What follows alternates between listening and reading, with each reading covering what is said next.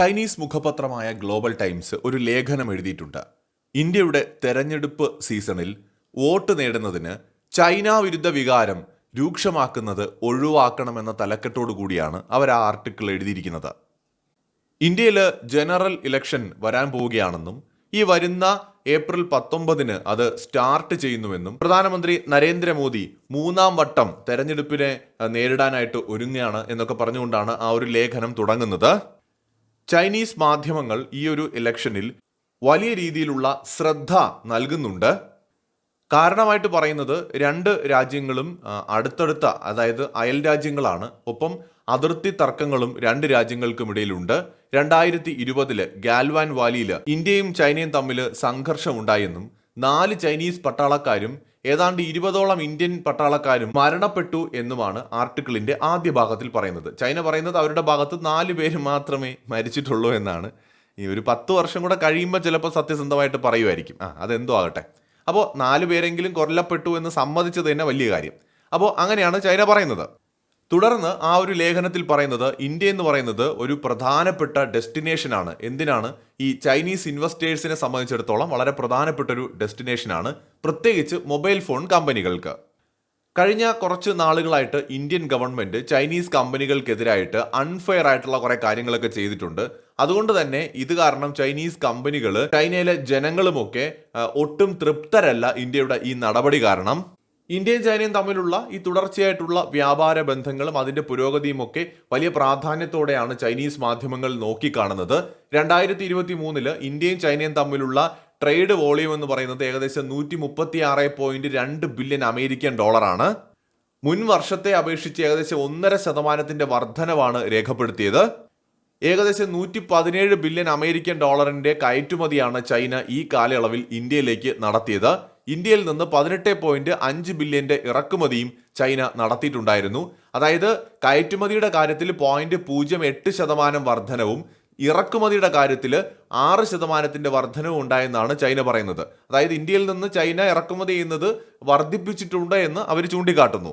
ഇതിനകത്ത് എടുത്ത് ചൈന പറയുന്നുണ്ട്, ഞങ്ങളുടെ ഭയം, അതായത് ചൈന ഭയപ്പെടുന്നത് ഇന്ത്യയിലെ മാധ്യമങ്ങൾ ഈ തെരഞ്ഞെടുപ്പ് സമയത്ത് സെൻസിറ്റീവ് ആയിട്ടുള്ള ടോപ്പിക്കുകൾ ഉപയോഗിച്ചിട്ട് ചൈനയ്ക്കെതിരായ വികാരത്തെ ആളിക്കത്തിക്കാൻ ശ്രമിക്കുമോ എന്ന് ചൈന ഭയപ്പെടുന്നുണ്ട്.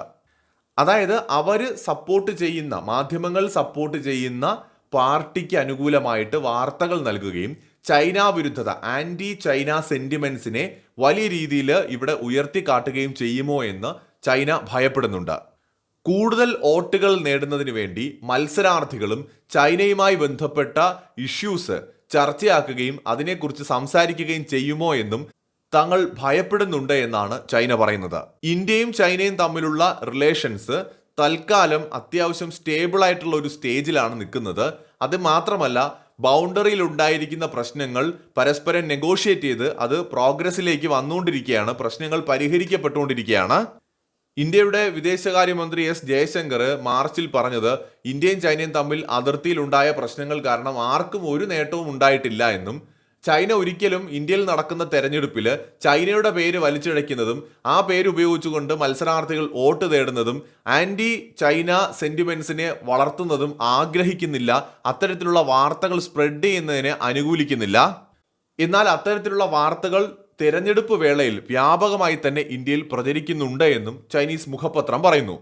ഇത് പറയാൻ ഇപ്പോൾ ഉണ്ടായ ഒരു കാരണം കൂടി തുടർന്ന് അവർ പറയുന്നുണ്ട്. പ്രധാനമന്ത്രി നരേന്ദ്രമോദി അരുണാചൽ പ്രദേശിൽ മാർച്ച് 9 സന്ദർശനം നടത്തുകയും ആ സന്ദർശനത്തെ തുടർന്ന് അതിനെ എതിർത്തുകൊണ്ട് ചൈനയുടെ ഭാഗത്തുനിന്ന് സ്റ്റേറ്റ്മെന്റ് ഉണ്ടാവുകയും ചെയ്തു. ഇതേ തുടർന്ന് ഇന്ത്യൻ മാധ്യമങ്ങൾ ശക്തമായി പ്രതികരിച്ചു. ഇന്ത്യൻ ഒഫീഷ്യൽസ്, പൊളിറ്റീഷ്യൻസ് ഒക്കെ ചൈനയ്ക്കെതിരായി രൂക്ഷമായി പ്രതികരിക്കുകയുണ്ടായി. അപ്പോൾ ഇത്തരം പ്രതികരണങ്ങളൊക്കെ ചൈന കൃത്യമായി നിരീക്ഷിക്കുന്നുണ്ട് എന്ന് ഗ്ലോബൽ ടൈംസിലെ ആ ലേഖനം വായിച്ചാൽ നമുക്ക് മനസ്സിലാവും കേട്ടോ. ഇന്ത്യൻ മാധ്യമങ്ങൾ, ഇന്ത്യൻ പൊളിറ്റീഷ്യൻസ് ഒക്കെ പറയുന്നത് ഇവർ കൃത്യമായിട്ട് നിരീക്ഷിക്കുന്നുണ്ട്. അവർക്കെതിരെ ആരൊക്കെ സംസാരിക്കുന്നുണ്ട്, ആരൊക്കെ പറയുന്നുണ്ട്, ഇതിനെക്കുറിച്ചൊക്കെ അവർ നിരീക്ഷിക്കുന്നുണ്ട്. ആ ലേഖനത്തിൽ ചൈന പറയുന്നത് ഇങ്ങനെയാണ്: ഞങ്ങൾ ഒരിക്കലും അരുണാചൽ പ്രദേശിനെ അംഗീകരിച്ചിട്ടില്ല. അത് സാങ്നാൻ എന്ന് പറയുന്ന ചൈനയുടെ ടെറിട്ടറിയാണ്.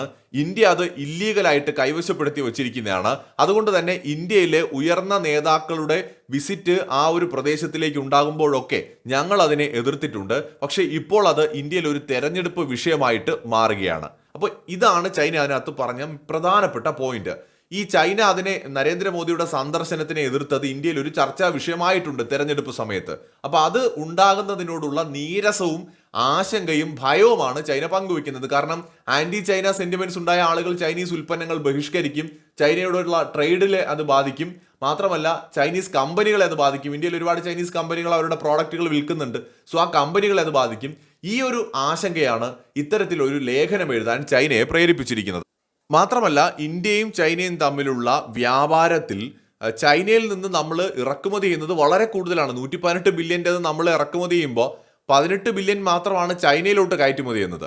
അപ്പോൾ വ്യാപാര ബന്ധത്തിലുള്ള ഈ ഒരു അകലം കയറ്റുമതിയേക്കാൾ കൂടുതലാണ് നമ്മൾ ഇറക്കുമതി ചെയ്യുന്നത്, അതും വളരെ കൂടുതലാണ്. ഇതും പല പൊളിറ്റീഷ്യൻസും മാധ്യമങ്ങളും തെരഞ്ഞെടുപ്പിൽ ചർച്ചയാക്കുന്നുണ്ട് എന്ന് ചൈനീസ് മുഖപത്രം പറയുകയാണ്. അതിനുശേഷം ഇന്ത്യയിലെ ജനങ്ങൾക്കുള്ള ചൈനയുടെ ഉപദേശമാണ്, അതായത് ഇന്ത്യയും ചൈനയും തമ്മിൽ പ്രശ്നങ്ങളൊക്കെ ഉണ്ട്, ചരിത്രപരമായി തന്നെ വളരെ വർഷങ്ങളായി പ്രശ്നങ്ങളുണ്ട്, അതിർത്തി തർക്കങ്ങളും ട്രേഡ് ഇഷ്യൂസ് ഒക്കെ ഉണ്ട്, അതൊക്കെ ശരിയാണ്. പക്ഷേ വെസ്റ്റേൺ മീഡിയകളും എക്സ്റ്റേണൽ ഫോഴ്സസും അതുപോലെ തന്നെ ഈ വെസ്റ്റേൺ പബ്ലിക് ഒപ്പീനിയൻ അതുപോലെ തന്നെ ഈ കമ്പാരിസൺ നടത്തുന്നവരൊക്കെ തന്നെ ഇന്ത്യയും ചൈനയും ശത്രുക്കളായിട്ട് നിർത്താനാണ് ആഗ്രഹിക്കുന്നത്. അവരെപ്പോഴും ബോധപൂർവം ഇന്ത്യയും ചൈനയും തമ്മിലുള്ള കോമ്പറ്റീഷനെ ഉയർത്തി കാണിക്കാനായിട്ട് ശ്രമിക്കും.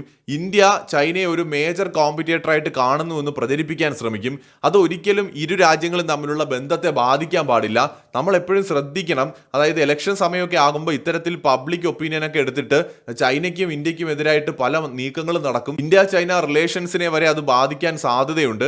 അതിനെക്കുറിച്ച് ജനങ്ങൾ ഒന്ന് ശ്രദ്ധിക്കുന്നത് നല്ലതാണ് കേട്ടോ എന്നാണ് ചൈനീസ് മുഖപത്രം പറയുന്നത്.